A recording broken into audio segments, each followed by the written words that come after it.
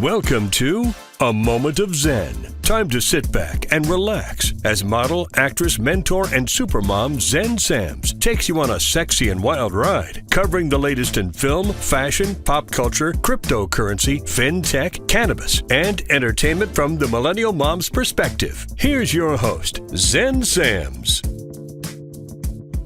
Hello, my beautiful tri-state area. Welcome to our 173rd episode. It's always such a pleasure to spend my time with you on the airwaves.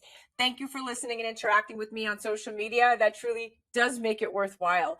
Please make sure to follow me at Zen Sams. That's Zen with an X, not a Z. And also remember that all of our episodes stream 24/7 on Your Home TV and Kathy Ireland worldwide. You can always find us on our YouTube channel, of course. Up next, we're taking you on one wild ride in our innovation and tech segment brought to you by FinTech TV. Today, we're featuring returning guest Robert Edward Grant, innovator and successful entrepreneur, best-selling author of PHILOMATH. He specializes in number theory, mathematical physics, and blockchain tech, a prolific inventor. He can truly do it all. He's going to share with us today his thoughts about the recent UFO sightings, seeing in higher dimensions, and how to make sense of it all, what it means for humanity, more importantly. In our Hydration with Heart segment brought to you by Once Upon a Coconut, today we are refeaturing Casey Marek, a two-time childhood cancer survivor, wife and medical mama to two babies with one on the way, one born with only half a heart. She is embracing life's lemons, so to speak. She goes by the handle Laughing After Lemons on social media. She's going to chat me for a follow-up interview. We last had her on 1 year ago. Today, we're chatting all about baby Noah's new lease on life, how he's thriving in his new heart, and the importance of organ donation. In the Discover Your Potential segment brought to you by Smart Pet Talk, we're joined by our regular contributor, Anna Devere. She's joined by Sir Don Boyer, a renowned public speaker, author of over 20 books, and an acclaimed producer of several award-winning docs. They're going to join me today to chat all about raising your consciousness, achieving success, and how to create that life of your dreams. In the Going Deep segment brought to you by CO2 Lift, we're going to take you all the way to Scale 2024 Music City, where we're going to be chatting with a few of our favorite skincare experts. We're chatting with Dr. Sarania Wiles, board-certified dermatologist and regenerative medicine specialist from the Mayo Clinic, and Dr. Ted Lane, medical director of Sonova Dermatology. They're chatting latest skincare trends, including CO2 Lift for skin rejuvenation. And of course, we're going to be chatting all about the new trends and technologies. Stay tuned for the amazing Robert Edward Grant chatting UFO sightings and what this means for humanity. You're listening to A Moment of Zen right here on 710 WOR, the voice of New York, iHeartRadio. We'll be right back after this. A Moment of Zen is sponsored by FinTech TV. FinTech TV, the newest streaming channel focused exclusively on the business of blockchain, digital assets, and sustainability. Broadcasting from our studio on the floor of the New York Stock Exchange with daily reports from NASDAQ, global expansion, and 24/7 coverage. Become part of the launch. Head to fintech.tv/invest. Fintech.tv/invest. Tune in to A Moment of Zen Saturday nights from 9 to 10 p.m. on 710 WOR, the voice of New York. Welcome back, beautiful tri-state area. You're listening to A Moment of Zen right here on 710 WOR, the voice of New York, iHeartRadio. I'm your host, Zen Sams. Welcome back to our innovation and tech segment brought to you by FinTech TV. Today, we're featuring a returning guest, Robert Edward Grant, innovator and successful entrepreneur, best-selling author of PHILOMATH. He specializes in number theory, mathematical physics, and blockchain technologies. He's a prolific inventor and founder of several corporate enterprises. He could truly do it all. Today, he's here to share his thoughts and chat all about the UFO sightings, seeing in higher dimensions, and how to make sense of it all. Those of you in the Western U.S. who enjoy vast open spaces may also be more likely to report UFO sightings, a new study suggests. An analysis of unidentified aerial phenomenon, UAP, reports. Now, UAP, by the way, is a new umbrella term that includes UFOs not just in the sky, but also in space and underwater. Now, this new report suggests local environmental factors play a role in the number of UAP sightings reported. The study, based on about 98,000 reports over 20 years, as cataloged in an open source online data set maintained by the National UFO Research Center, modeled how reported UAP sightings coincide with environmental variables such as light pollution and cloud cover, as well as things like proximity to airports and military installations. The results reveal the majority of reported sightings originate in the western US, along with a smaller hotspot in the northeastern US. But why? Today, Robert Edward Grant is here to chat about these recent UFO sightings across America and what he thinks about life on other planets. Welcoming now to the show is the amazing Robert Edward Grant. Welcome, superstar. Hi, great to be here with you. Great to have you on. So you are the expert here. In recent years, there have been a surge in reported UFO sightings across the United States, and this has captured the attention of both the public and government authorities. In fact, in 2020, the Pentagon officially released 3 videos taken by Navy pilots showing unidentified aerial phenomenon, which reignited interest in the possibility of extraterrestrial life. And these sightings have led to increased transparency and investigation with the establishment of the unidentified, so to speak. So, Robert, can you start by sharing your initial thoughts on the recent UFO sightings? Why the Western US? I think what's happening right now is we've got a global shift happening around the world in that people are able to start to see things that they couldn't see before. And, one of the things I'd like to refer to aliens as is actually intra-dimensional or intraterrestrial or extraterrestrial rather than alien. And the reason for that is because I believe they've been here all along. Actually, if you could imagine, if we lived in a flat world and there was only flatness around us, so we were two-dimensional, we wouldn't be able to perceive the third dimension. In fact, we wouldn't even be able to describe the third dimension because we wouldn't have the words to describe it. How would you describe the word depth to someone who's never experienced depth? So when we start talking about intraterrestrial beings that are able to go in between dimensions or are higher dimensional beings, then what you're talking about is something that's well beyond our level of perception until we raise our consciousness to be able to perceive it. And I think this is what's happening. I think what's happening in the West, in particular, I'm here in Laguna Beach. I'm out looking right across to Catalina right now in my house. And actually, there's a film that was done by Carolyn Curry that's called Terror in the Sky about the UAP phenomenon that's been happening here, in particular, between Southern California and Catalina Island. This terror in the sky seems to be a place where there's a lot of UAP activity. Is this because people are raising their consciousness? I believe that's a huge, significant part of it. But I also do believe that there is increased activity here on the West Coast. Wow, that's pretty interesting. Now, number theory and mathematical patterns play a crucial role in the search for extraterrestrial intelligence. And the famous Drake equation, formulated by Dr. Frank Drake in 1961, estimates the number of active communicative extraterrestrial civilizations in the Milky Way galaxy. And the equation, to my understanding, considers factors such as the rate of star formation, the fraction of stars with planets, and the number of planets that could potentially support life. Now, Robert, with your expertise in number theory, can you explore how these mathematical frameworks can be refined or expanded to incorporate new data from recent UFO sightings? Well, for us to think that we're alone here in the universe is kind of preposterous when you really think about it.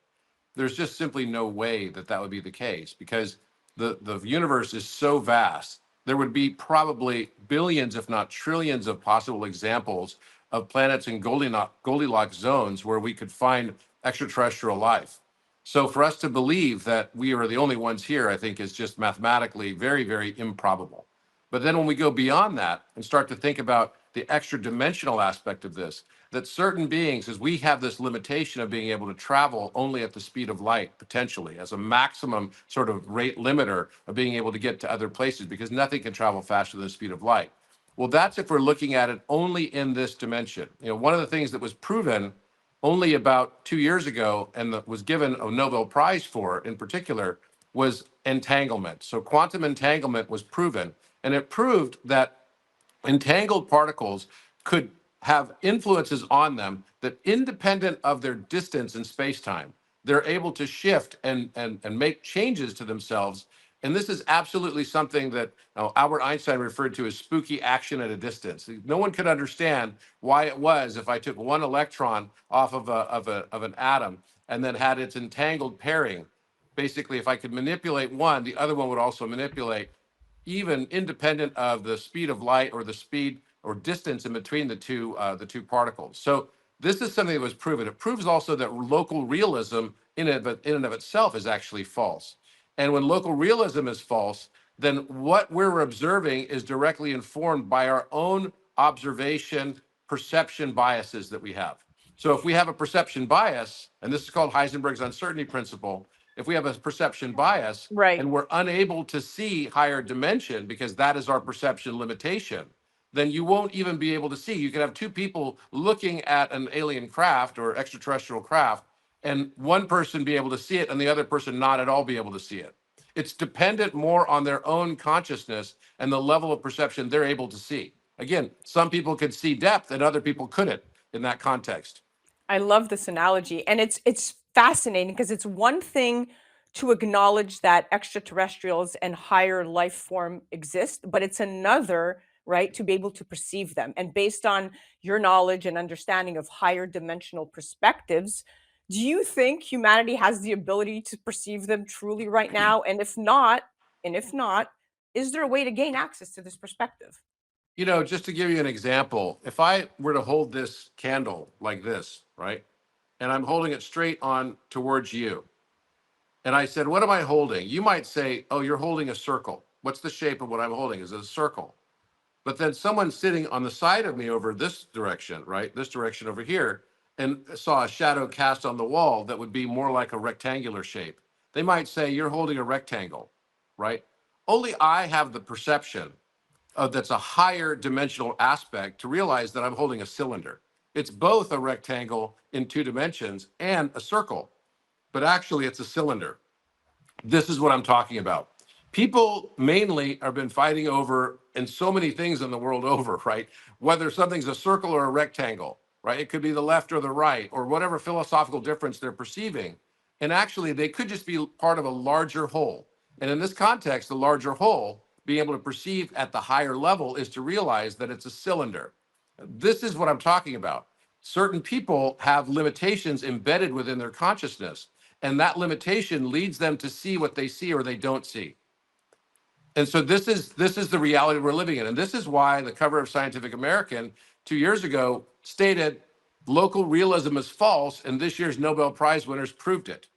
Local realism means that if you're not looking at something or if you're not observing something, it's not actually there. It doesn't hold a position. So this is So really a true. critical aspect of understanding what people are experiencing or what they're not experiencing when it comes to UAP phenomenon. Wow.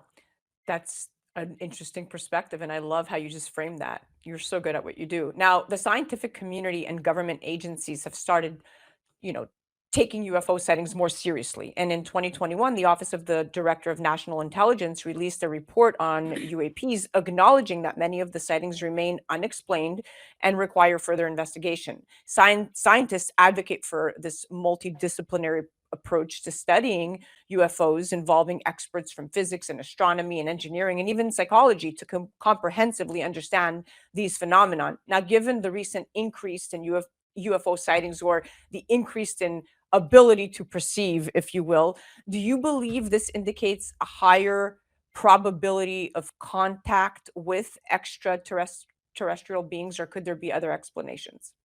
Honestly, contact is already happening every day.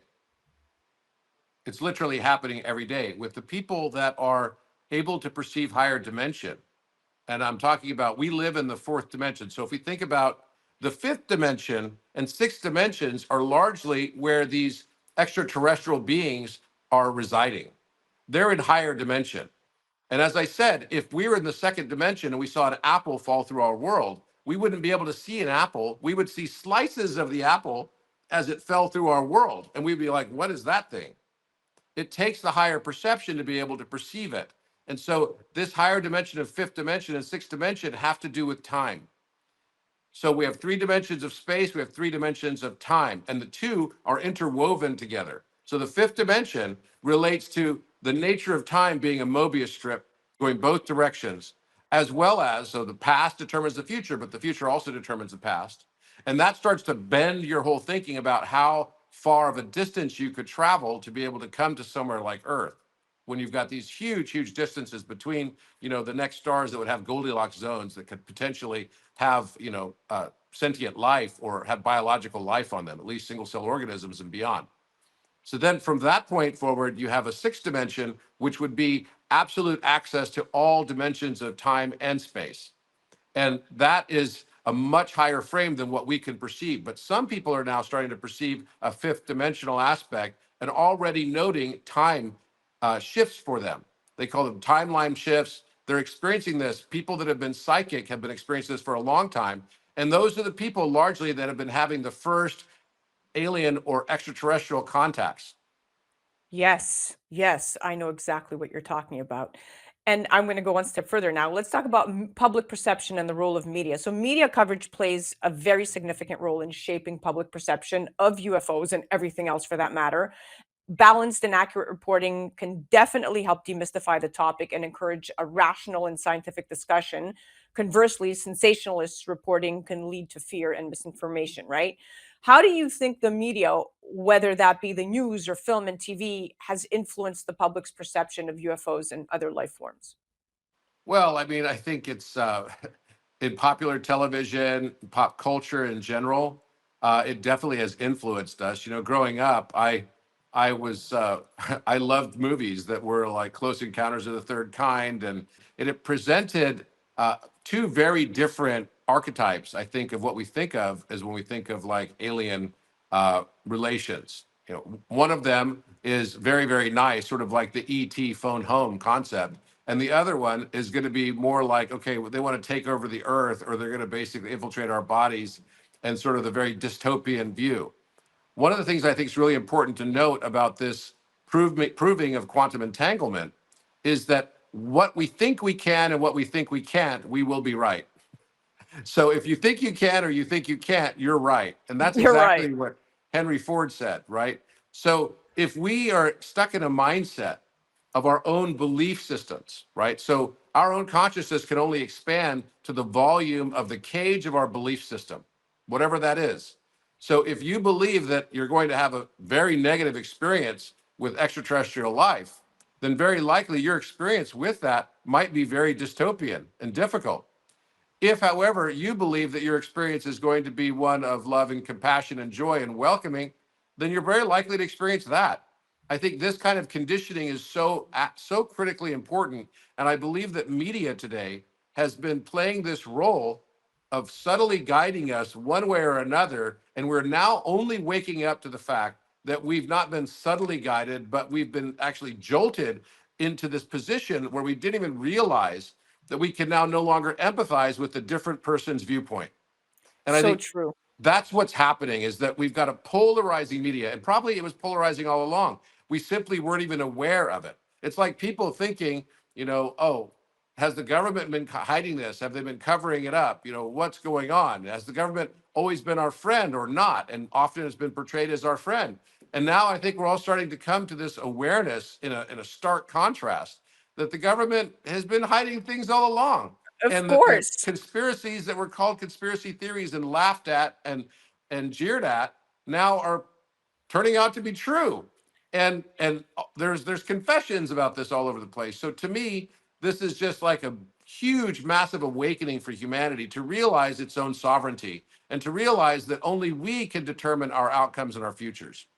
So well said. I truly believe the government has never been transparent with their findings or their knowledge of higher beings. But I have two very specific questions, and we only have 2 minutes left. Robert, are there any specific pieces of evidence that you find most compelling when it comes to the existence of UFOs and extraterrestrials? Well, I mean, there's been a lot of talk lately about these mummies that were basically found in Mexico, right? Well, they weren't found in Mexico. They were originally found in Peru, some of them. But there's been a lot of other artifacts that have come out of Mexico. I actually went to Mexico City and found them. I think some of them were even found in Venezuela. And I was able to look at them directly. And there's been DNA tests on some of them. And there's two very, very different camps on this. Some people think it's a complete hoax, and some others think that it's absolutely real. The thing that I believe is fundamentally true is that there was a civilization around the world, and I've been able to witness this on my own. I'm not having to depend on any third parties, that connects all of the pyramid structures around the planet.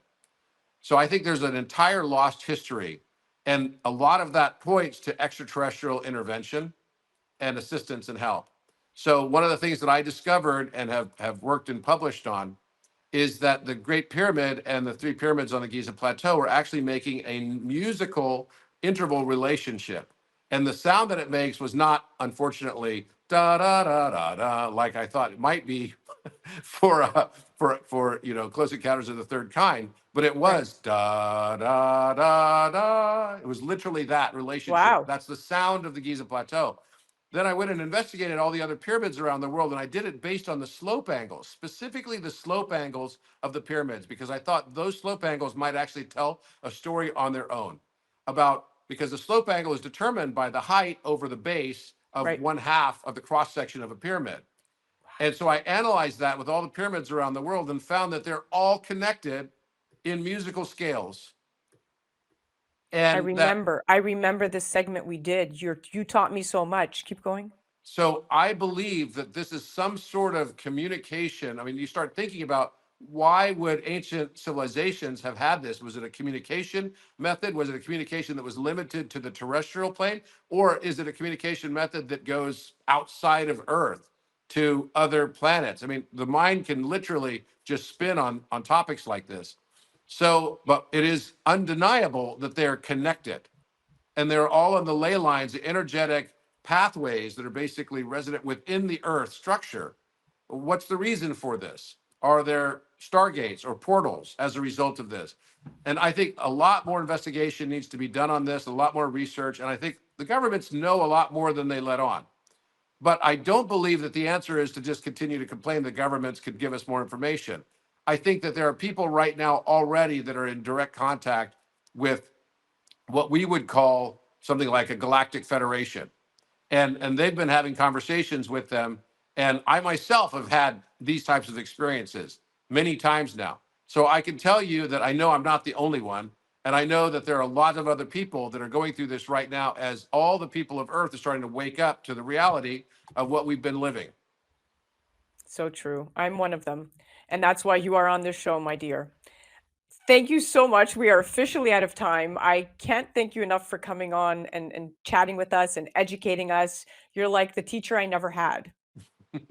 Well, thank you. True. It's always great to be with you.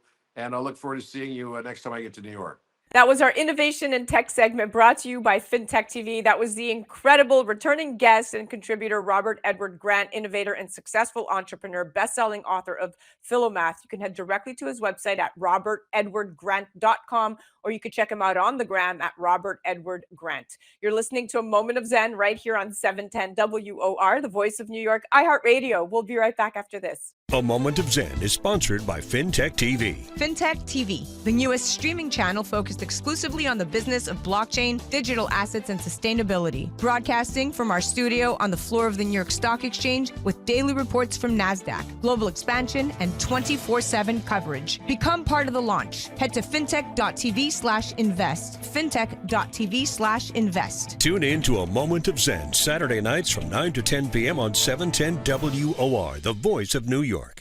A Moment of Zen is brought to you by Once Upon a Coconut, 100% pure coconut water. Imagine a drink that's nutrient-rich, powerfully refreshing, naturally sweet with no added sugars, not from concentrate, zero additives, low in calories, absolutely no artificial flavors, and is so tasty that it will become your new favorite beverage. Enter Once Upon a Coconut, the absolute best tasting coconut water you will ever try. Available in 4 refreshing flavors: pure, chocolate, pineapple, and sparkling with energy. Do your taste buds a favor and pick up some today at onceuponacoconut.com. Welcome back, beautiful tri-state area. You're listening to A Moment of Zen right here on 710 WOR, the voice of New York, iHeartRadio. I'm your host, Zen Sams. Up next in the Hydration with Heart segment, brought to you by Once Upon a Coconut.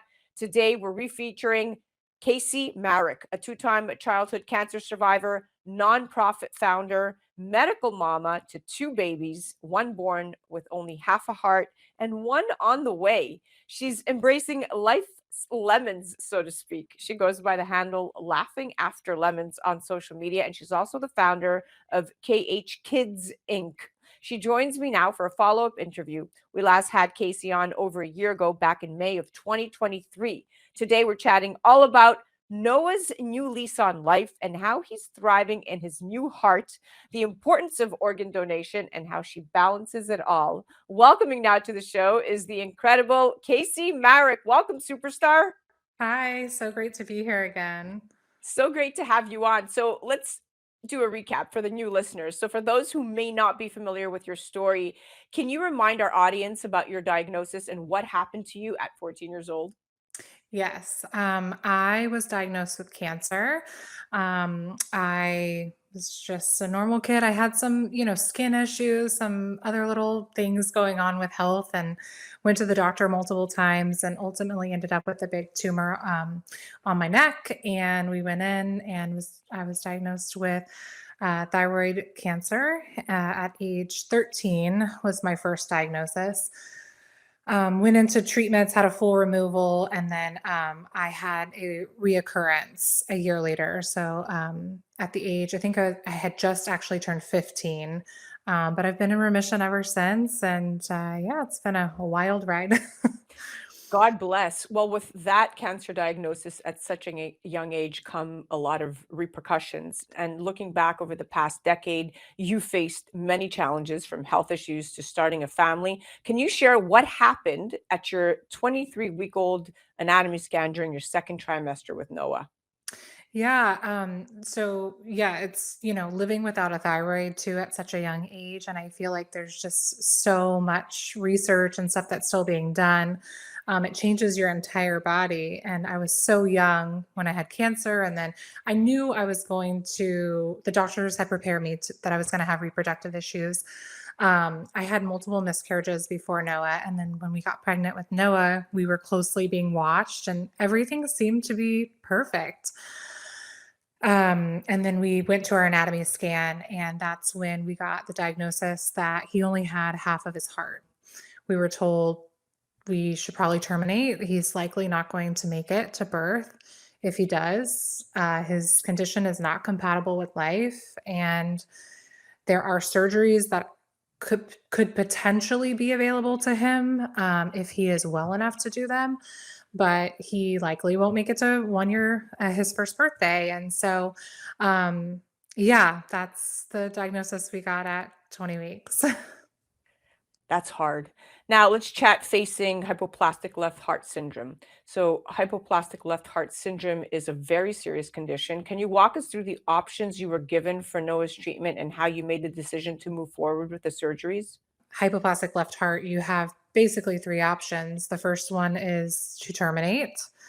The second one is to go on comfort care when the baby is born, just keeping the baby comfortable. And then the third one is a 3-stage palliative surgery. And it's not a cure by any means. Your baby still has half a heart, but it will it attempts to get them to adolescence or adulthood so that they can have a better chance of getting a heart transplant.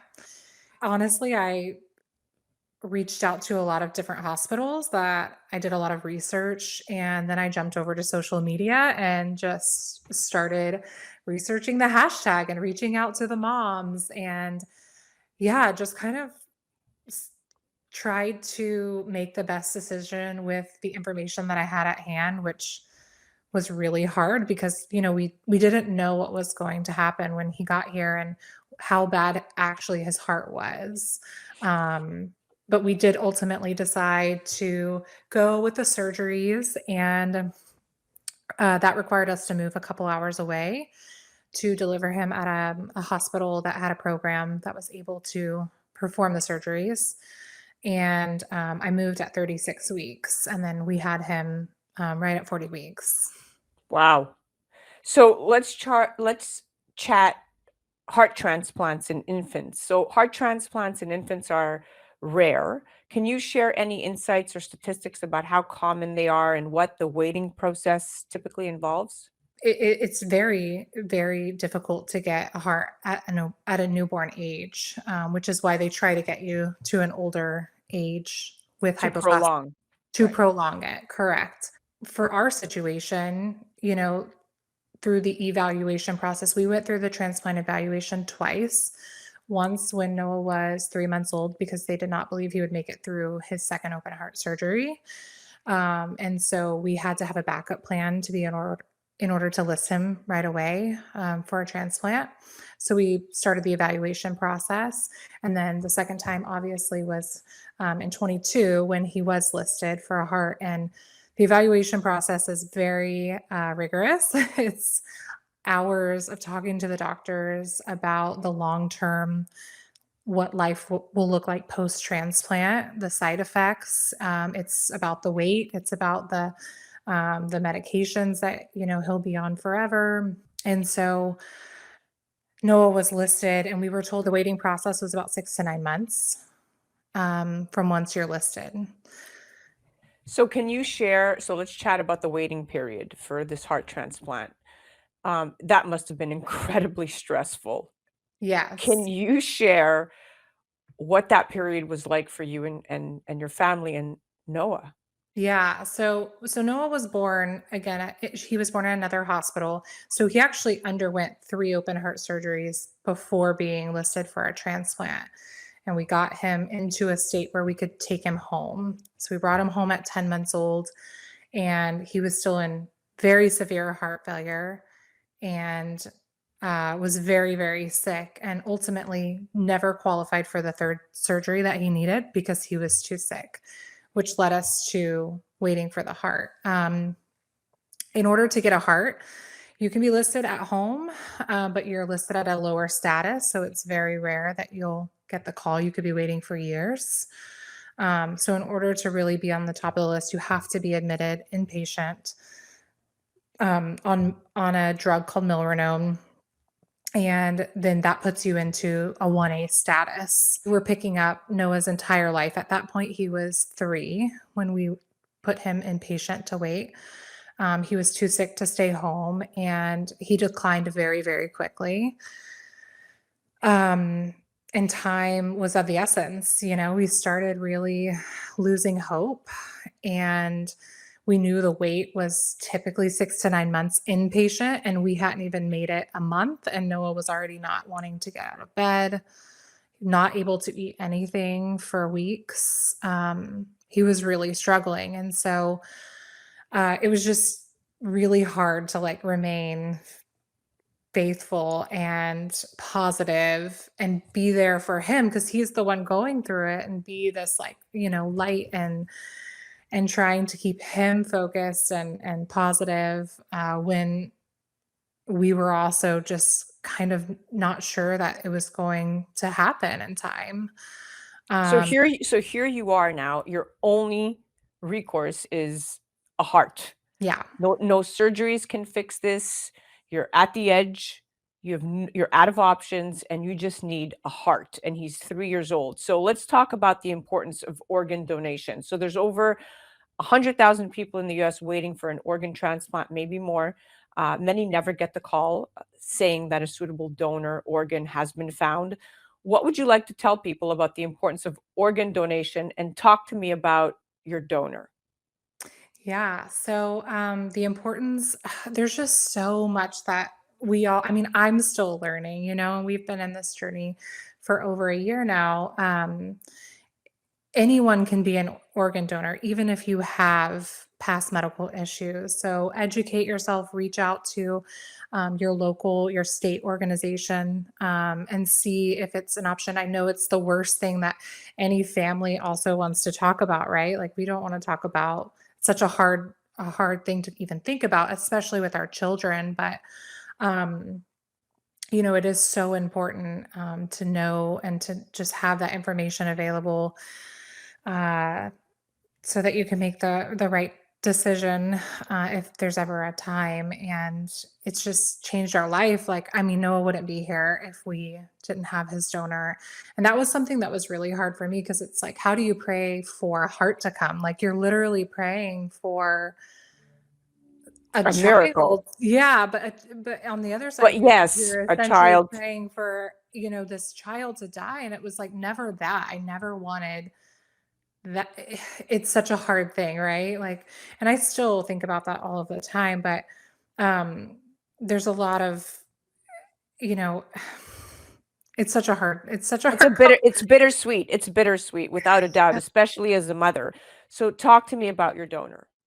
Yeah, so after you get a transplant of any organ, every state has their requirements of how you'll communicate with the donor and recipient. For us, we had to wait a year in order to send a letter. And so at 1 year, we were in the hospital with Noah, and I handed over our letter to our team. And I really didn't expect to hear back because I know I can't even imagine what that family is going through. And I knew nothing about them. I don't know the age, the gender, we knew nothing. And so I handed over the letter on April 1st. And about maybe 3 weeks ago, we were unexpectedly in clinic with Noah, and we received the letter back from the family. So I don't know much about them yet. I do know it was a little girl, and me and the mother are expecting to connect soon. And hopefully, we will travel and meet them. So yeah, we're just kind of waiting. There's a process. So now that we both have agreed to communicate with each other, we are able to share our contact information. So I have just shared that. Yeah. Do you believe in angels? Yeah, I definitely do now, no, without or through all this journey. Noah and I talk a lot about, he asks a lot of questions. And just a couple months ago, I guess it was about 2 weeks shy of his 1 year heart anniversary, the day he received his gift, we were talking, nothing in particular, but he randomly brought up that there was a little girl in the operating room when he got his heart. And I said, What do you mean?" He's like, "You don't know who that little girl was?" I had no idea. We knew nothing about the donor family, anything. So we did not know if it was a girl or a boy. Um, and I tried not to ask too many questions because I just wanted him to organically tell me. But of course, I immediately like text my family, text my husband. I'm like, no, it just said there was a little girl when he got his heart, like in the room with him. And it was just so wild. And then to find out now, months later, that it in fact is a little girl. I absolutely believe she is his guardian angel. And um I do really believe he saw her, like it's yeah, I Wow. That's wild. That is without a doubt his guardian angel. You should ask him what she looks like. yeah, I've tried, and sometimes he's just like, I don't know, he's 4, so he's a little spacey, Wow. but I'm very curious to hear more about her. Like she the mother shared some things, and hobbies, and Noah's changed so much this last year, and I'm just very curious, like if there are similarities, and I'm sure that there are. So I'm sure there she lives in him. Wow. Now, what do you want to tell older Noah about his journey and the strength he's shown? yeah, just he has changed my life. He has changed so many other people's just perspective. He's been through so much, and He's still 5. He's he's 5 now. he'll be 5, yeah, in 2 weeks. He's so positive, and I also want him to know that like this doesn't define him. His He can do anything he puts his mind to, and yeah, I don't know. I'm very, very proud of him. Oh, so as everyone is. Now, how do you balance being a medical mama to Noah, having a child on the way and another little one? I mean, you also run a nonprofit and maintain your personal well-being. How do you do it all? Some days I'm still asking myself that same question. I don't, some days I'm failing at the balance of it all. And I think just trying to take everything day by day. With Noah, it's still a lot of appointments. We are in a lot of therapies. We are at the doctor almost every other week with him to check on his heart currently still. So it's a lot. He is Is fully. this heart, is this the permanent heart he will have? Um, so heart transplant is on average about, if you look at like statistics, 5 to 15 years, until they need another heart. Um, so right now, we just, again, taking it day by day, knowing that in the future, it is very likely he's going to need another transplant. But I'm hoping that technology and science just continues to make strides because they've made so much It will. progress. Yes. And yeah, so this will be his heart until, Until God dictates otherwise. yes, exactly. Now we are almost out of time. I have two more questions very quickly. I know back in 2009, you established a nonprofit, Casey Helps Kids, KH Kids. What inspired you to start this organization, and how has its mission evolved over the last few years? Yeah, going through cancer, I feel like at that time too, we didn't have social media, we didn't have just all of the things that are connecting us. And so I felt very alone at the time. And I actually, for my treatments, had to be in complete isolation for days at a time. So I was 13 in a room with just, live TV. um, and my dad had brought me a teddy bear, and I always signified that teddy bear as like it could be with me when my parents couldn't and nobody else could. And so that's really how Casey Helps Kids started. Was I reached out to a teddy bear company and got a massive donation, and ultimately ended up partnering with like Build-A-Bear over a couple years, and we started donating teddy bears to kids in the hospital.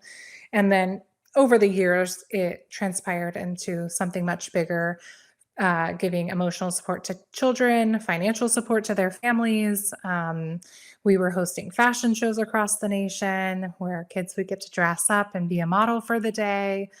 And yeah, now we're rolling out some new partnerships and some new programs we're really excited about.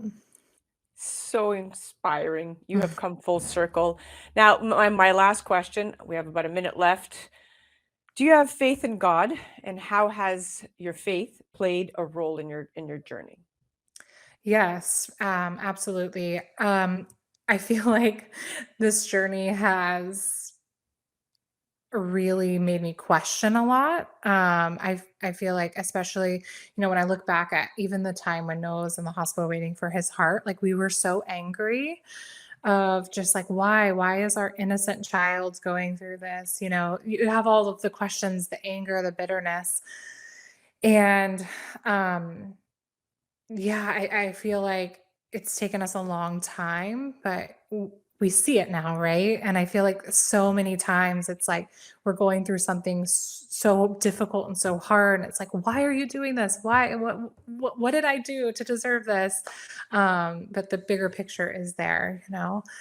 And of course, there's so many things we don't understand, but absolutely, we have faith, and we know that Noah is a blessing and he is a miracle, and his donor and their family are such a miracle to us. And we are just very, very thankful for all of the things. Oh, Casey, your story is incredibly inspiring. I've been holding back tears throughout this entire interview, truly. I am so excited that you came back and reshared positive news, and that your family is growing and you have all of these incredible chapters ahead of you. And I know that baby Noah is thriving, and he's going to continue to thrive. And I couldn't be happier for you. Stay blessed. Thank you so much. That was the Hydration with Heart segment, brought to you by Once Upon a Coconut. That was the amazing Casey Marek. She goes by the handle Laughing After Lemons. Head directly to their website at laughingafterlemons.com.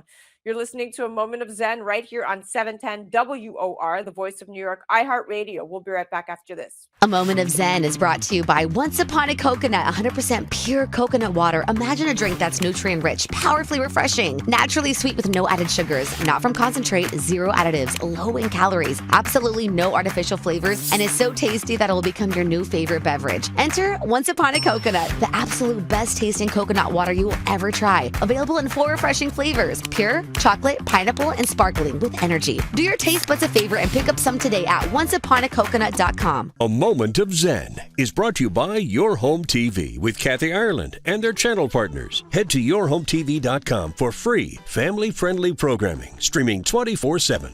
The Kelly Williams Show is brought to you by Serendipity Yacht Cruises and Events. Tune in and turn on your happy. Kelly Williams is full of energy and incredible guests. Watch her anytime, free programming on Your Home TV network, and do follow her on social media for a chance to win monthly prizes. Check out The Kelly Williams Show on yourhometv.com. Tune in to A Moment of Zen, Saturday nights from 9 to 10 p.m. on 710 WOR, the voice of New York. Welcome back, beautiful tri-state area. You're listening to A Moment of Zen right here on 710 WOR, the voice of New York, iHeartRadio. I'm your host, Zen Sams. Up next in the Discover Your Potential segment, brought to you by Smart Pet Talk. Today, we're joined by our regular contributor, podcaster, and co-host, Anna Devere. Today, she is joined by Sir Don Boyer. He's a renowned public speaker, author of over 20 books, and acclaimed producer of several award-winning documentaries. Dedicating himself to giving back to humanity from the young age of 19, he's provided assistance to the homeless and worked alongside top thought leaders in the self-help industry. And now, at age 65, he continues to make a profound impact on the world by continuing to inspire and educate thousands of people through his mentorship programs, training videos, and impactful films. Sir Don is also the co-founder of the global Mastermind Group, Carnegie Principle, and Motivate Enterprise, which is a multifaceted company in the self-help industry. Today, they're going to join me to chat all about raising your consciousness, achieving success, and how to create that life of your dreams. Welcoming now to the show are my friends, Anna and Sir Don Boyer. Welcome, superstars. Wow, so great to be here. So excited to have you on. Don, I'm going to start with you. Okay, you've had quite a remarkable journey in the world of success and personal development. You've helped thousands of people in the past 40 years of work. And I know because of your exceptional contributions in leadership, you've been recognized with many prestigious awards, including a presidential award. But looking back to the beginning, can you share with us what initially sparked that passion for this field? Well, that's a great question. And it goes back when I was 19 years old. I met my first mentor. And at 19 years old, I left home at 17. And at 19 years old, I was already raising 2 boys. So the only job that I had or could get was cleaning buildings. And that's when I met my millionaire mentor, when he put the thought in my mind that I could do, be, and have anything that I want. So that was really the beginning seed that opened everything up. Amazing. That's incredible. It's always important to note that there are 5 main areas of personal development, right? We got the mental, we got emotional, we have physical, social, and spiritual. And improving these areas is truly a lifelong process. There's no right or wrong age to begin working on improving yourself and your life. And the market for personal development is just going to continue to grow. In fact, according to 2024 market growth reports, the self-improvement products and services market has estimated at just over $43 billion, and it's anticipated to reach around $59 billion by the year 2031. So you've certainly positioned yourself in such a great market with lots of consumers. And I know Anna has some questions, so I'm going to hand it off to her. Yeah, I mean, we're skipping right through into, your life as a filmmaker, but and most of us are aware of the movie The Secret, which really focuses on the law of attraction. And we're going to dive into your latest movie next. But what I wanted to ask you is what compelled you to make your movie Beyond The Secret, the next kind of chapter of that movie? Well, back in 2019, it had been 17 years since the original Secret came out with Rhonda Burns in 2006. And I wanted to know what was happening now after all these years had passed, not only to the audience, but the teachers themselves, the ones who starred in the original Secret. What were they doing today? What unfolded in their life, and what happened to the entire society after watching that film, 17 years later? And when I got that question in my mind, that's when I decided I need to find out something that goes beyond the secret. And that's really how we got that idea for that film. Amazing. Now, let's chat about another one of your films that just came out this year, Beyond Physical Matter, in which you establish the mind body connection with a host of experts from John Assaraf to Dr. Antoine Chevalier. Was there anything that surprised you in the making of this movie about the correlation between health and the quantum field? Yeah, what was really interesting was I've been studying quantum physics for 20 years and being involved in the spiritual community. So I understood the dynamics of epigenetics, quantum physics, quantum entanglement. But when I made the film, that's when it really hit me that we actually do have control over physical matter with our thoughts, our emotions, our imagination. And really, that's how it all works. So that experience, that aha moment, put everything that I knew back into reality for me. I think for anybody listening that might be unfamiliar with the properties of quantum physics, can you just explain what you mean by the quantum field? Yeah, the quantum field, if we want to look at it in its most simplistic form, is what the ancients have been talking about from the beginning of time, and that's our inner world. And understanding that there is an invisible energy, some call it God, some call it chi, whatever vernacular you want to use, it's the same thing. But it's all going back down to understanding the invisible world that we all live in. And the physical world is nothing more than just a reflection of everything that's happening on the inside of us. Mm-hmm. Now, let's just go a little bit deeper.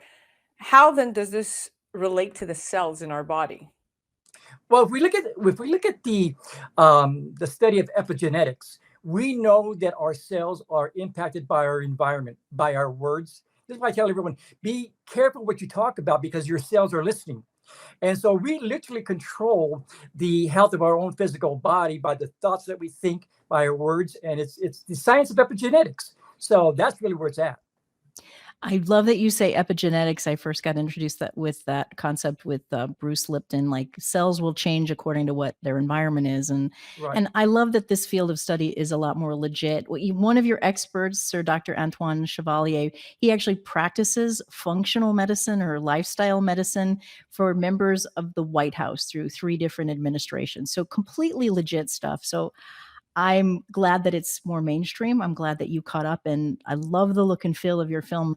Is there anything that you adopted, any practice in your personal life that came as a result of making this movie?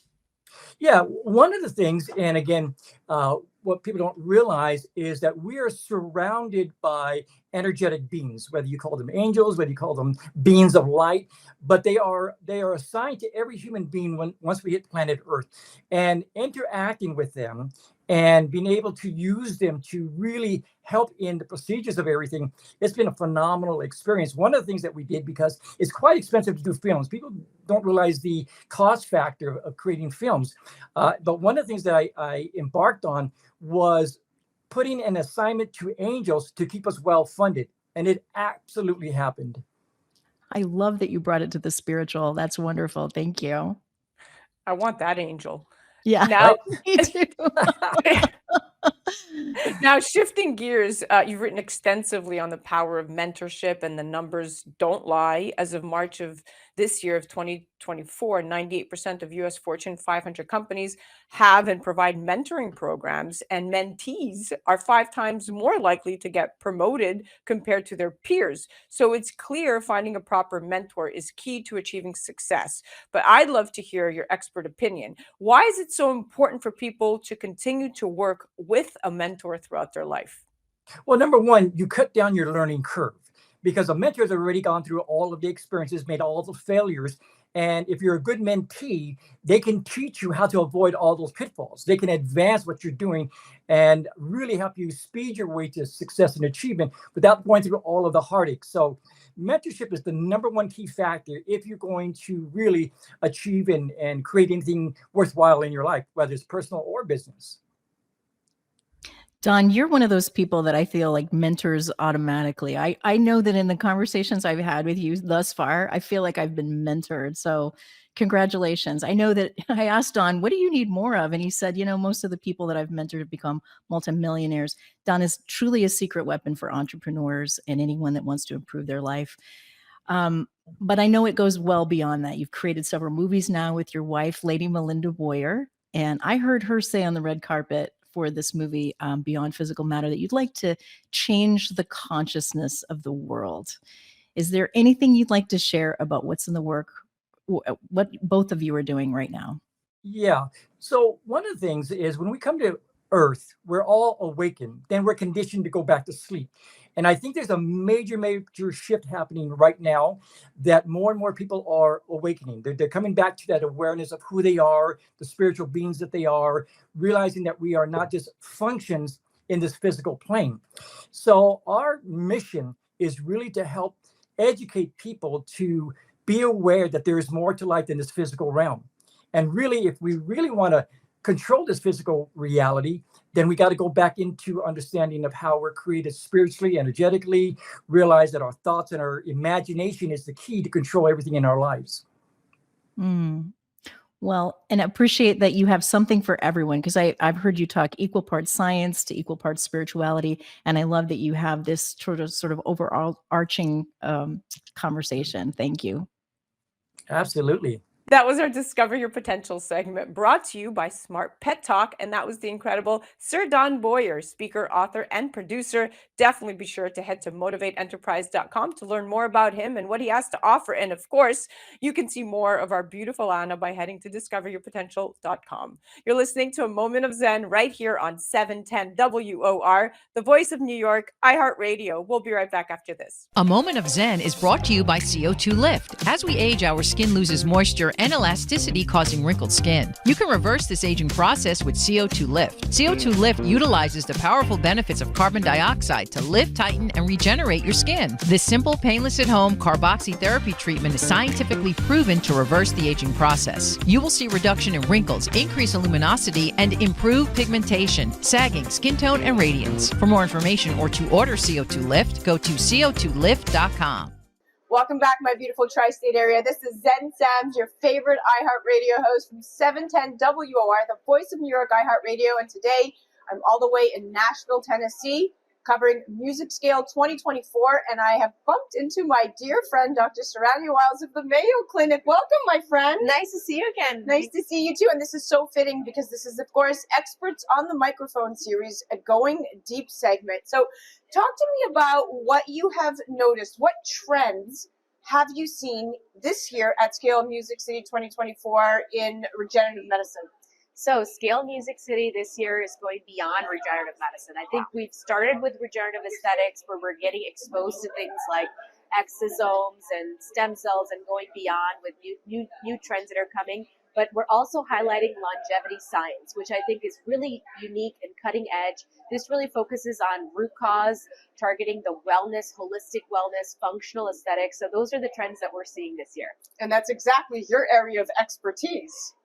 What is, in your opinion, and we're going to shift gears a little bit, in Q3 of 2023, the number 3 Google search was carboxytherapy. Women and men were searching what this new innovative way of rejuvenating the skin truly meant. I know that the dermatological community is using it both pre and post care. I'm aware that it's been around since the 1930s, although the method of delivery has changed. Can you fast forward, give us the lowdown on what CO2 Lift is and how practitioners are using it in their practice pre and post care? Absolutely. And I'm excited to share that at Mayo Clinic, we're running the CO2 Lift carboxytherapy study, where we're doing a CO2 laser on patients and then following it up before and after procedure with a CO2 Lift mask. This is a really unique therapy that is topical carboxylation, so that allows more oxygen flow to the area post-procedure and helps with healing of the skin post-procedure. So we're studying these in very unique ways. We're collecting skin biopsies, the skin microbiome. So how is it going beyond the skin improvement that we're seeing visibly, but at the lower level of affecting molecular change, cellular change? So those are the results that we'll have out to you by the end of the year. That's fascinating. Now, the delivery system for CO2 Lift, can you talk to me about that? Yes, so CO2 Lift is a topical delivery system that kind of allows the coming together of two chemicals that creates a reaction of topical carboxytherapy. So it creates an oxygen dissociation curve shift. What does that mean? Fancy word for saying that it allows more oxygen flow to the skin. And you want more oxygen flow during the time of healing so that you can get the right nutrients, the right factors that are locally available for healing. Wow, I've learned so much today. Every time I speak to you or follow your page, I learn something because you're always just at the forefront of the latest in technology and research. Thank you so much for chatting with us today. Thank you so much. I'm here with Dr. Ted Lane of Sonova Dermatology, and we're chatting the latest in skincare trends, what he's seeing here at Scale Music City 2024, and his take on what carboxytherapy for the skin truly is all about. Nice to have you on. Thank you. I'm so happy to be here. Okay, talk to me about what your specialty is at Sonova. Yeah, so I do a lot of research. I'm the Chief Director of Research at Sonova, but I also am very involved in our skincare as well. And we really do use the carboxytherapy mask, quite frankly, post-procedure. So we really do believe that it increases oxygen penetration through the epidermis, and that therefore it hastens wound healing. So carboxytherapy is something that we absolutely utilize in almost all of our locations. I love that it's trending. A lot of people are trying to Google search this to see what this is all about. Can you talk to me about where carbon dioxide therapy was created and how it came about? Oh gosh, I don't know how it came about. It started in the 1930s and it has evolved since then. Initially used as an injectable carbon dioxide, but now we use it as a mask, which obviously is so much more user-friendly, and it allows us to utilize it really quickly post-procedure with our estheticians and laser techs doing it versus one of our providers needing to inject it. So full of knowledge. I love it when I speak to experts, hence expert on the microphone. Okay, so talk to me. We're going to shift gears a little bit about what you've seen trending this year at Scale Music City 2024. I mean, Scale is great because it keeps us right on the cutting edge of skincare. And I think that what's trending right now is all about exosomes and regenerative dermatology and medicine in general. We're stopping to just think about how do we, repair the barrier and increase moisturization and hydration. And we're really starting to think about how do we stop and reverse aging at the cellular level, at the DNA level. And that's kind of at the tip of the spear for skincare right now. Tell me what's no longer in style.